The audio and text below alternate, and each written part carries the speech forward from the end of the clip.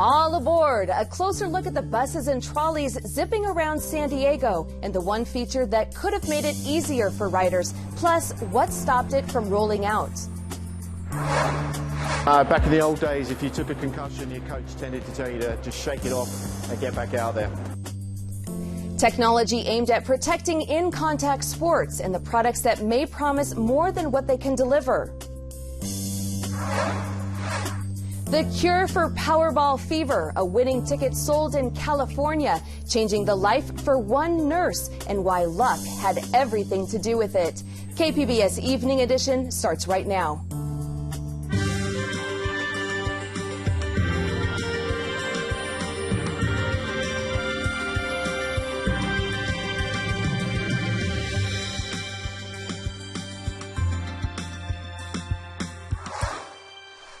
Good evening. Thanks for joining us. I'm Susan Murphy. State leaders are working on a roadmap to help California do a better job with sustainable water management. Today, Governor Brown joined several state agencies to look at ways to update the 2016 Water Action Plan. The state is in the middle of one of the worst droughts on record.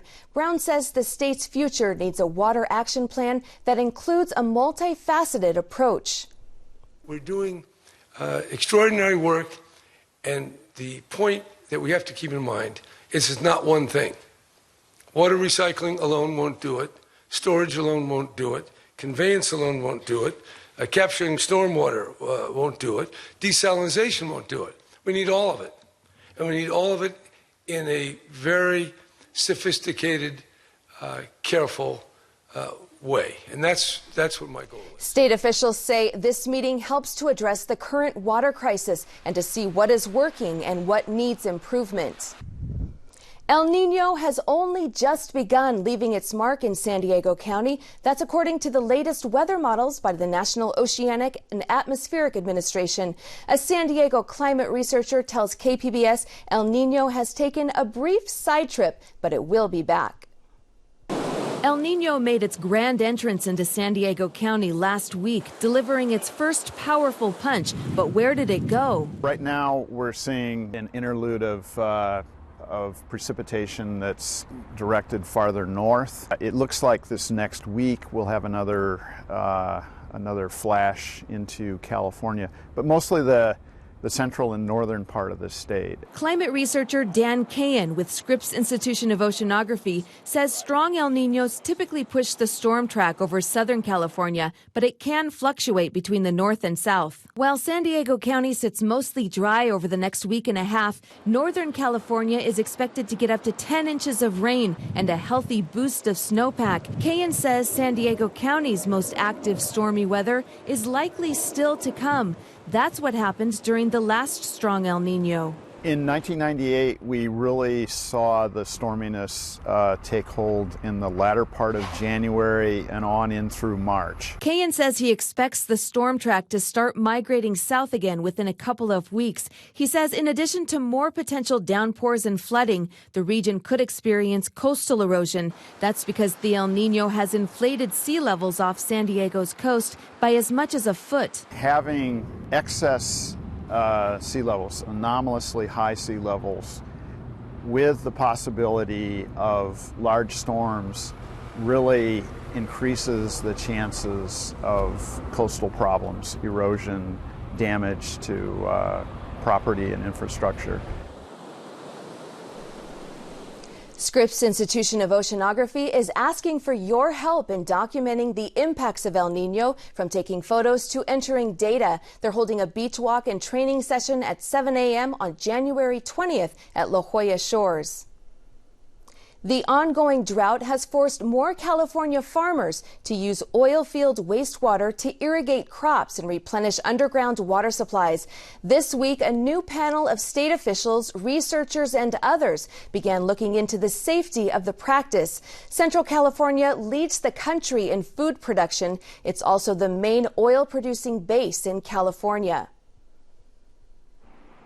Should they stay or should they go? Chargers chairman Dean Spanos is reportedly studying the team's possibilities today, which include moving to Inglewood to share a $1.6 billion stadium with the Rams. or pursuing a new stadium project in San Diego. The team has a year to decide before the Inglewood option expires. Meantime, San Diego city officials sound optimistic that negotiations with the team will resume with a clean slate. Trying to imagine a San Diego with or without the Chargers, the thought is on everyone's minds as Mayor Kevin Faulconer takes on his second State of the City address tonight. He is also expected to highlight the city's efforts to cut into a massive backlog of infrastructure projects. It's no secret that San Diego is a car-centric city. For most car owners, taking public transit never enters their mind. The Metropolitan transit system has made progress in recent years in improving safety and accessibility, but KPBS Metro reporter Andrew Bowen takes a look at one area where MTS is far behind.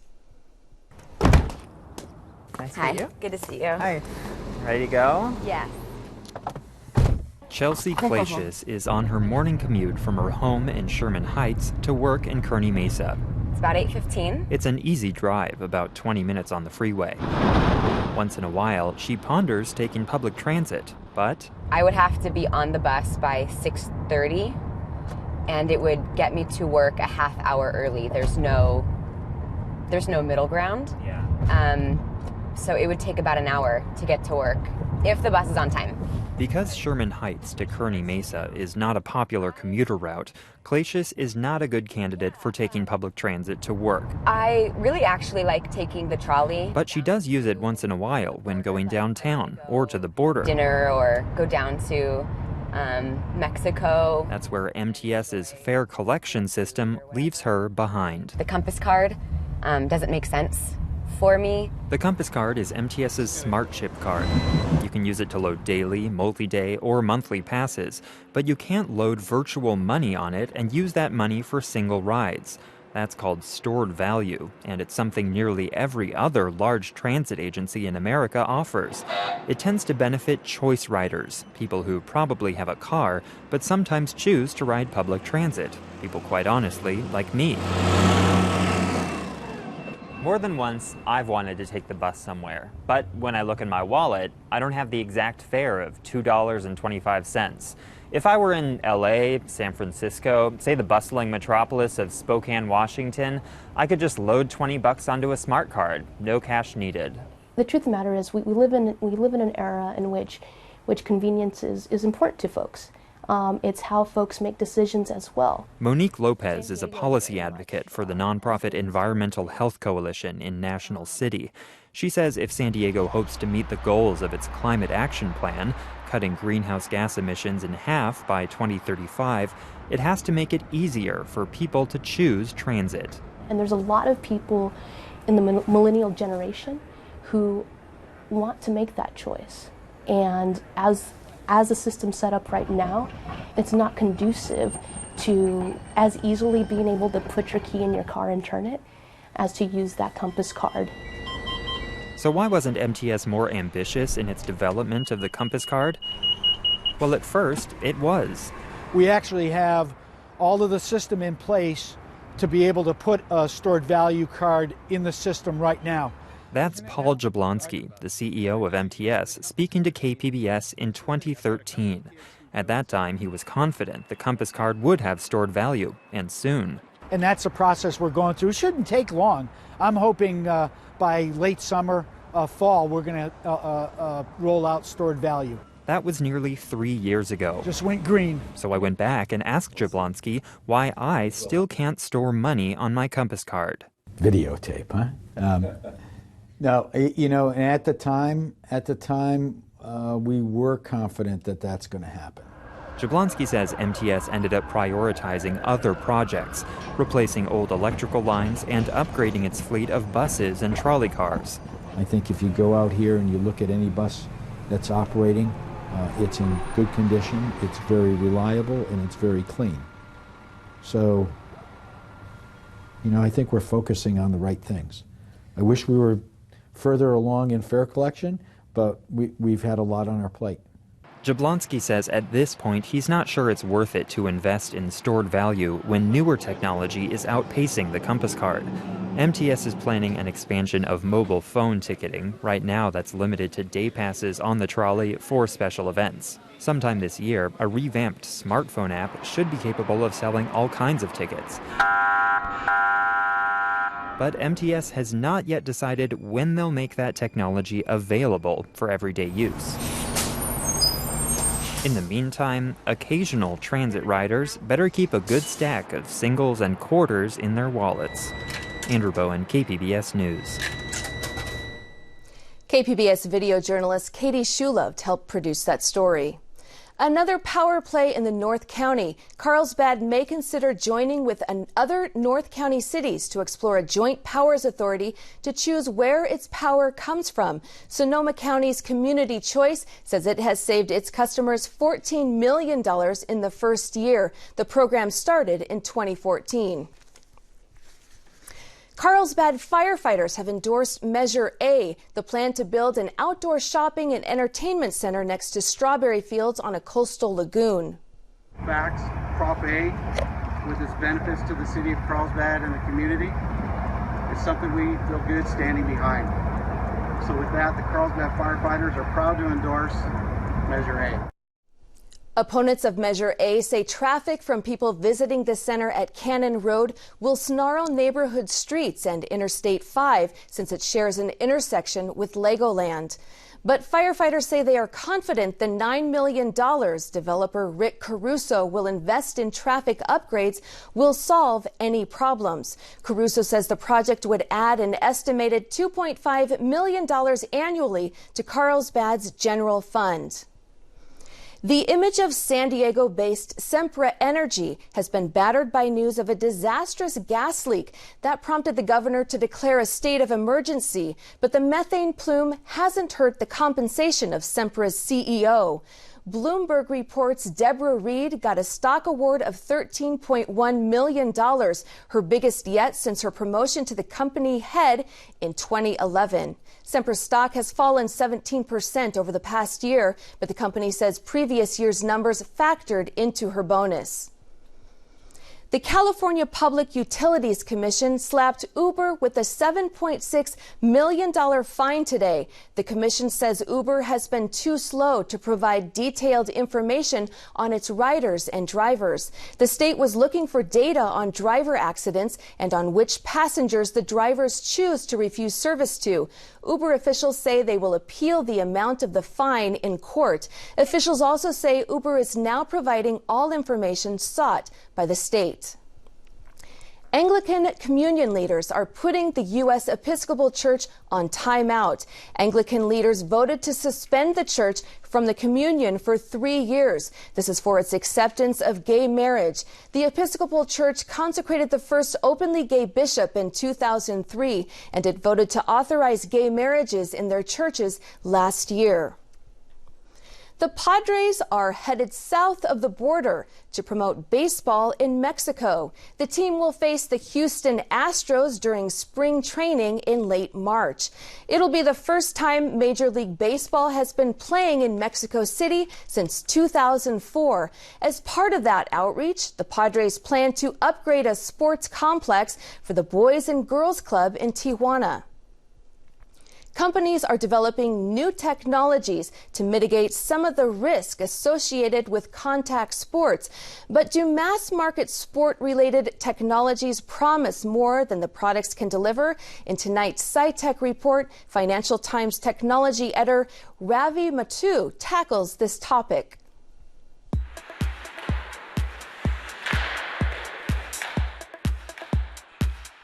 I've been concussed 5 or 6 times that are memorable. So the most serious one was a complete blackout. I mean, I woke up on the bench and, I didn't really remember much about the hit.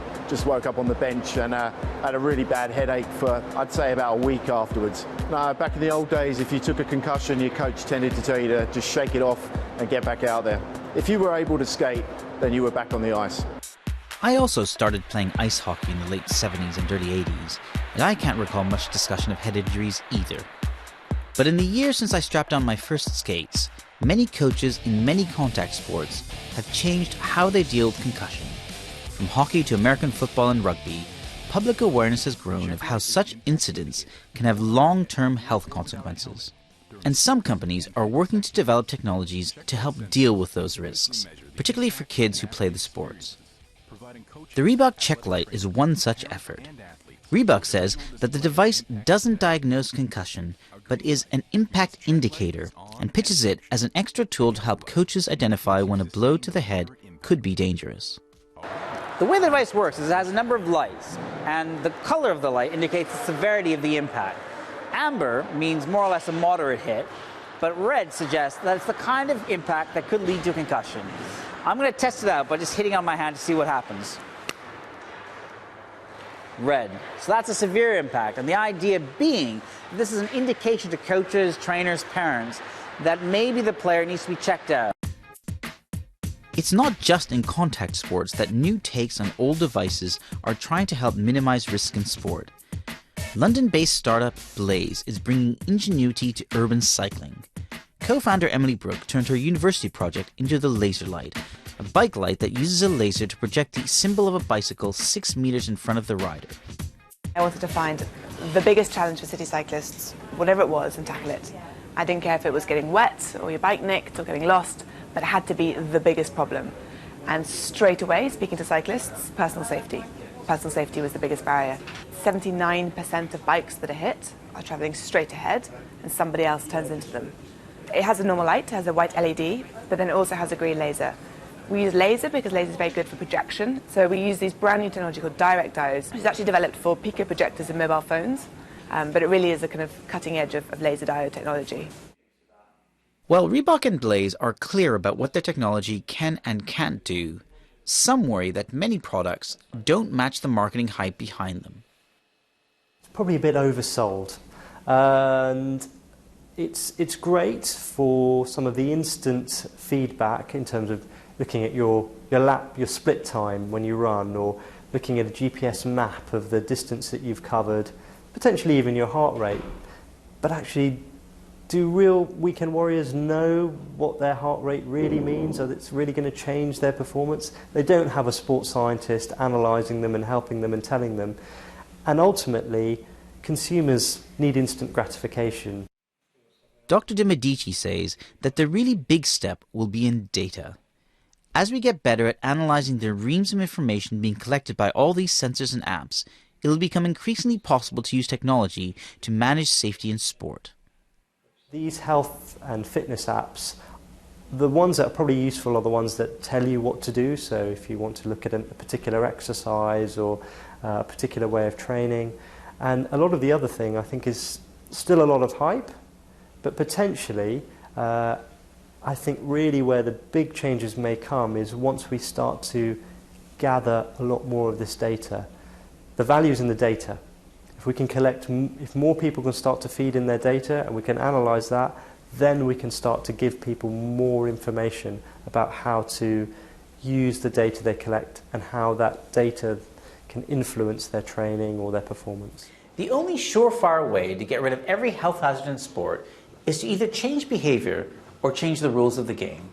Until that happens, new technologies are emerging that at least help us to identify and mitigate against some of the risks. And while it will be dangerous to think that any device will prevent us from ever getting injured, it won't hurt to look at new innovations coming down the line. You can find more stories like this on SciTech Now, airing Sundays at 5:30 p.m. here on KPBS television. Sacramento is buzzing over proposed rules for drone users. There's a package of bills aimed at protecting people from drone accidents. It would require drones in California to have electronic license plates, allowing officers to find the owners who may be breaking the law. The legislation also requires drones to have a shutoff if they're flown too close to an airport. A mild winter day on tap for San Diego with temperatures in the 60s inland. Molly Cochran has more in tonight's KPBS weather report. While the northern half of the state still seeing some heavy rain. That does include north of San Francisco. We see those shades of orange, red, and yellow indicating some downpours at times. Also some mountain snow. Just to the south of Reno, we picked up over 3.5 inches of snow, and we can see those shades of blue continuing. Now farther off to the south, things are looking pretty quiet as we bring it back to San Diego County. Much of tonight's going to be under quiet skies, and that's how we'll stay for the next couple days. The stormy track stays to the north of us, at least for now. So as we can see over the past 6 hours, other than a few clouds, mainly in the mountainous regions, things are looking pretty dry. We'll have clear skies for Oceanside, back towards San Diego and Chula Vista tonight, and temperatures are pretty close to where we should be coming in for this time of year. Average overnight lows are in the upper 40s along the immediate coastline. So San Diego coming up a few degrees above that for tonight, right around 38, and Alpine, Mount Laguna at 31, Borrego Springs right around 40. So we'll need the heavier coats if you are going to be traveling farther inland. Now here's a look at Friday, closing out the work week. We do have a little bit of a dip in the jet stream, but that's going to be taking place once again farther off to the north. So some chilly conditions filter in for Las Vegas, but temperatures are going to remain near average for this time of year from Los Angeles into San Diego as well. So here's what we're looking at along the immediate coastline for the next 5 days. Clouds breaking on Saturday, looking very nice if you have those afternoon plans. Temperatures during the afternoon in the lower 60s, and that's once again pretty seasonable for this time of year. As we head into Sunday, partly sunny skies. One thing I want to mention though, we are going to be watching that pattern change as we head into the early half of the week. So by the time we head into Tuesday, the jet stream going to be taking a trip farther off to the south, and we could be looking at some occasional showers entering into the region. So something to note as we could be looking at travel delays. Here's a look farther inland, also expecting some sunshine for the weekend. Temperatures in the mid 60s by Sunday. Hopefully you can head out and enjoy yourself, maybe with the family. It is going to be very nice. Mountainous regions, partly sunny for Saturday. Temperatures in the lower 50s, coming up to 58 by Sunday with partly sunny skies. Also tapping into some wet weather by the time we head into Tuesday. And as we head to the desert region,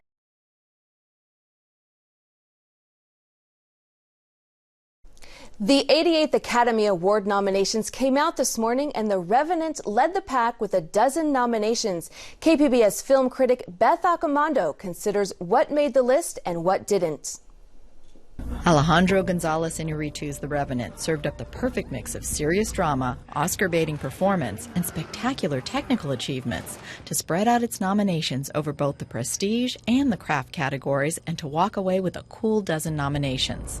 But if you take The Revenant along with 3 other top-nominated films representing a total of 28 nominations, you may notice one thing: a lot of white male faces. Once again, the Academy is being criticized for a lack of racial and even gender diversity. Women did stand out in the writing categories, picking up 4 nominations, including one for adapting Carol to the screen.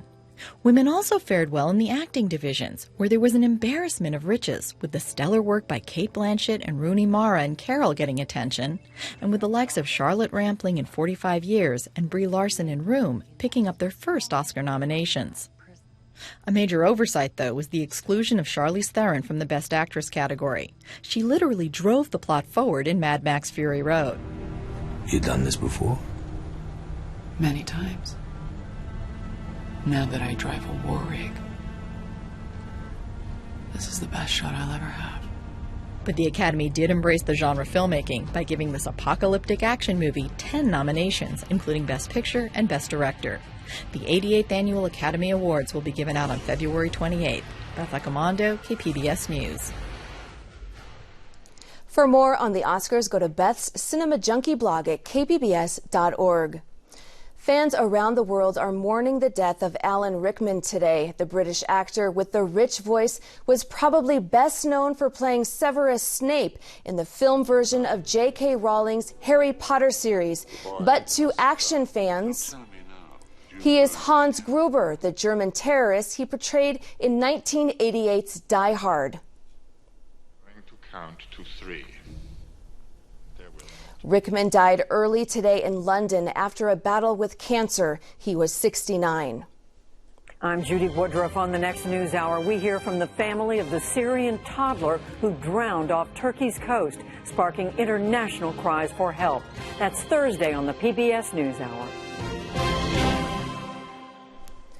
3 people overcame the 1 in 292.2 million odds to land on all 6 numbers in last night's Powerball drawing. The winning numbers 4, 8, 19, 27, 34, and 10.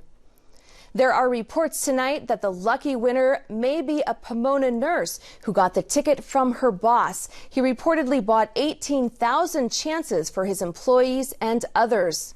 The owner of the Chino Hills 7-Eleven who sold the ticket is rejoicing for one of the lucky winners of the record jackpot. I know a lot of customers here. They're like same thing, my family. And they was happy for me. I'm happy for them. But the owner is lucky too. He received a symbolic check today from the California Lottery for $1 million, but he'll have to split his jackpot with 7-Eleven. The winning ticket in Chino Hills will split the record jackpot with winning tickets in Tennessee and Florida. The nation was obsessed with the Powerball jackpot since it grew. It has been growing since November. A 7-Eleven in Chula Vista got a little piece of the action. Well, got that close. Really? Yeah. That close to what? Well, I'm not talking.